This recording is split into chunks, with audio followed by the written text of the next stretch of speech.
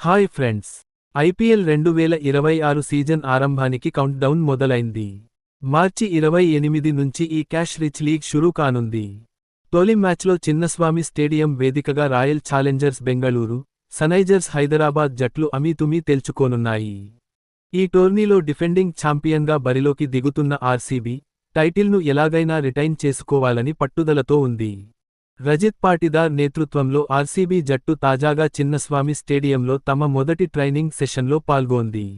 ఈ సందర్భంగా మాజీ captain, star player Virat Kohli ఆటగాళ్లలో స్ఫూర్తి నింపుతూ ప్రసంగించాడు. గత 2-3 సీజన్లలో మనం పడ్డ కష్టానికి ఫలితం గతేడాది దక్కింది. కానీ ఈసారి మరిన్ని కఠిన సవాళ్లు ఎదురుకానున్నాయి. ఎందుకంటే అన్ని జట్లు మనల్ని ఓడించడమే లక్ష్యంగా బరిలోకి దిగుతాయి. గట్టి పోటీ ఎదురుకానుంది. ఈ సమయాన్ని వృధా చేయొద్దు. ప్రతి సెషన్లోనూ ఒక్క నిమిషం కూడా వృధా చేయకుండా 120% కష్టపడాలి. ఈ టోర్నీలో సత్తా చాటేందుకు మనమంతా ఉత్సాహంగా ఉన్నామని అందరి ముఖాల్లో కనిపిస్తోంది అని కోహ్లీ పేర్కొన్నాడు. కాగా ఆర్సీబీ తొలి టైటిల్ సాధించడంలో కోహ్లీది కీలక పాత్ర.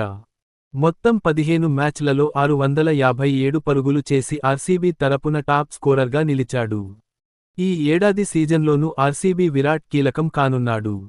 ఈ వీడియో మీకు నచ్చితే లైక్ చేయండి, షేర్ చేయండి, మన ఛానల్ని సబ్స్క్రైబ్ చేయడం మర్చిపోకండి. Bye friends.